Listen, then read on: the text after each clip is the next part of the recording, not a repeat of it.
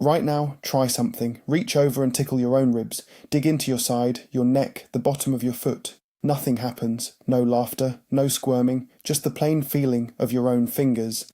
Now imagine someone else does the exact same thing. Same fingers, same spot, same pressure.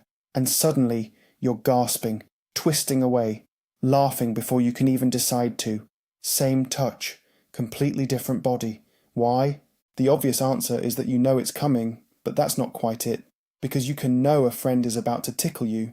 You can watch their hand move toward your ribs. You can brace with everything you have, and it still works. Knowing isn't enough. So the real answer is stranger. The reason you can't tickle yourself is that your brain is running a silent prediction machine every second of your life, and tickling is one of the only moments you ever feel it working. Let's start with the machine. Every time you move, your brain does two things at once.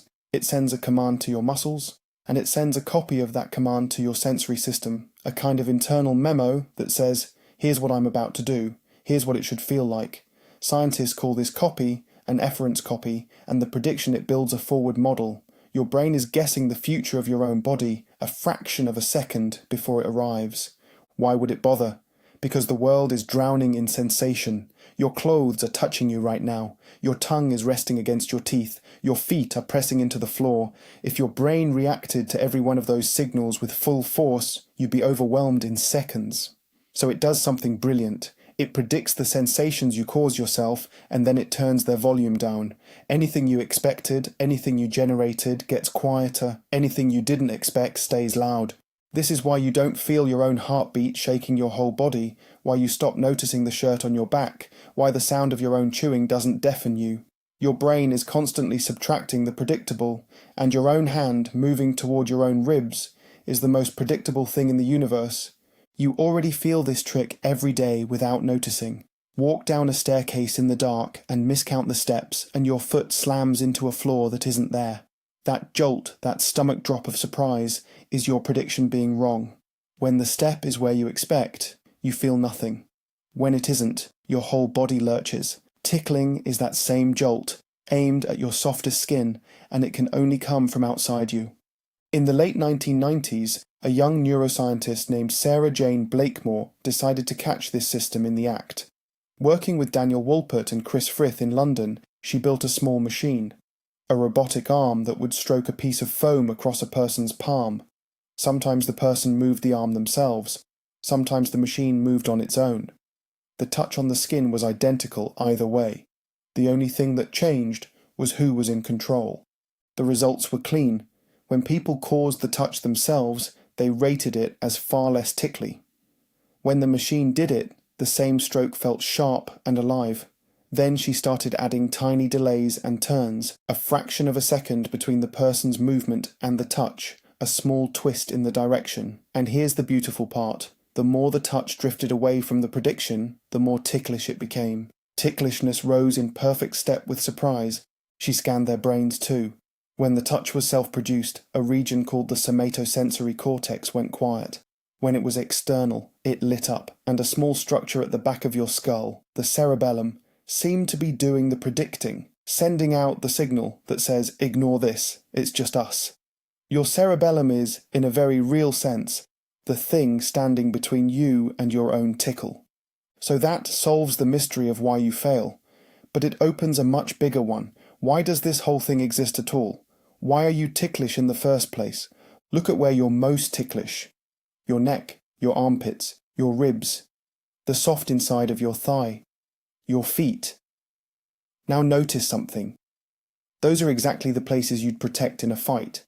The arteries, the belly, the throat, the spots where you are soft and unarmoured. Ticklishness maps almost perfectly onto vulnerability. There seem to be two different kinds of tickle, and scientists gave them two strange names. The first is nismesis. That's the light, feathery, almost itchy feeling of something crawling across your skin. You don't need another person for that one. A bug, a hair, a blade of grass will do it, and it makes you twitch and brush the spot without thinking. That reflex may be ancient protection, a built-in alarm for the insect on your neck before it bites. The second kind is gargalysis. That's the heavy, helpless, laughing kind. the kind that only another person can trigger, aimed right at those vulnerable spots. And this is where it gets deep. The researcher Robert Provine, who spent his career studying laughter, pointed out that tickling is one of the very first ways humans ever bond. Long before a baby understands a single word, it plays the tickle game. A parent's fingers approach, the baby shrieks with laughter, pulls back, and leans in for more. It is a rehearsal. A safe, laughing practice run at your own soft, defenseless places, played out with someone you trust. Because think about what tickling really is. Someone touches your throat, your ribs, your belly, the exact points where you are defenseless, and instead of fear, you laugh. You can only do that with someone safe. Tickling might be evolution's way of turning vulnerability into a game, of teaching you, through your own body, the difference between a threat and a friend. But just when the story feels finished, it turns again. For a long time, people assumed tickling laughter had to be social, that you were laughing because another mind was reaching for you. So a psychologist named Christine Harris at the University of California ran a sly experiment. She told people a machine would tickle them. She dressed it up, made it convincing, took the human out of the loop entirely. And people still laughed. Their bodies didn't seem to care whether the source had a mind or not. The reflex fired anyway. That result cracks the neat social story wide open. Maybe the laughter isn't a message to another person at all.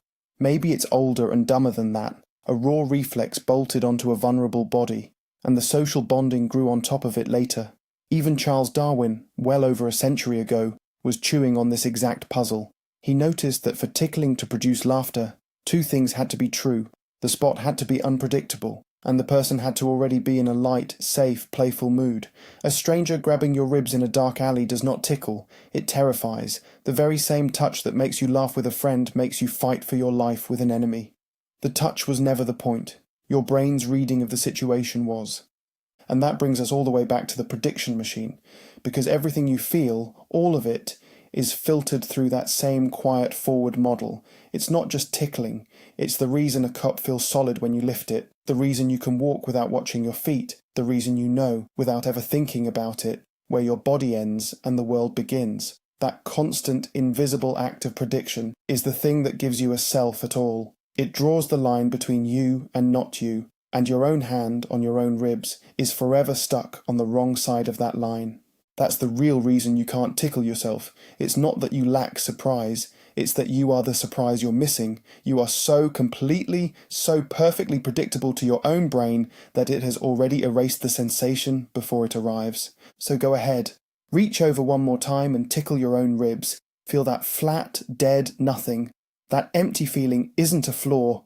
It's the quiet hum of the most sophisticated prediction machine in the known universe, running so smoothly you never notice it, right up until someone else reaches for your ribs and, for one helpless, laughing second, the machine goes blind.